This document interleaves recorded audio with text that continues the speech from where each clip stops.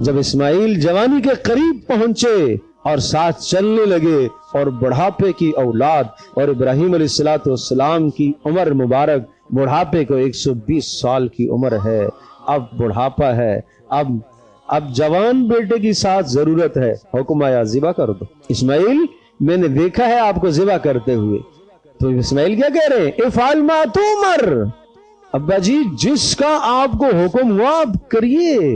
اسماعیل نے تو نہیں کہا کہ ابا جان دماغ تو ٹھیک ہے نا آپ کا، آج کا جوان باپ کو کیا کہتا ہے؟ آنکھیں دکھاتا ہے، دماغ تو صحیح ہے نا آپ کا، مجھے کیوں ذبح کریں گے؟ اللہ اکبر، یہ جوان کے لیے نمونہ ہے ابراہیم علیہ السلام، اسماعیل علیہ السلام کی زندگی۔ باپ کے سامنے سر نہیں اٹھایا، اللہ کا حکم ہے ستجدونی انشاءاللہ من الصابرین، اللہ نے چاہا تو آپ مجھے صبر کرنے والوں میں سے پائیں گے، چلیں کریے آپ، کریے آپ۔ کیا اسماعیل کو اتنے بچے تو نہیں تھے کہ اسماعیل کو پتہ نہیں تھا کہ ذبح ہونے کا مطلب کیا ہے؟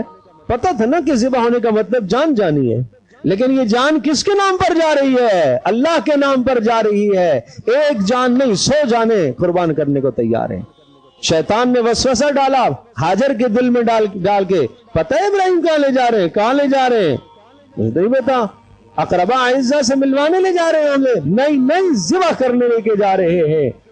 کوئی باپ ذبح کر سکتا ہے بچے کو؟ تو شیطان نے دیکھا یہاں تو بات چل ہی نہیں ہے میری، تو پھر شیطان نے کہا بھائی اللہ کا حکم ہے۔ کہا اچھا اللہ کا حکم ہے، ایک نہیں 100 اسماعیل ذبح ہو جائیں اللہ کے حکم کے سامنے۔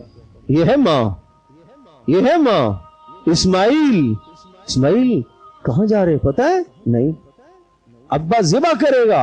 اچھا کوئی باپ بھی ذبح کرتا ہے؟ اللہ کا حکم ہے۔ اچھا اللہ کا حکم ہے، پھر اللہ کے نام پر ایک نہیں 100 اسماعیل کی جانیں ذبح کے لیے تیار ہے۔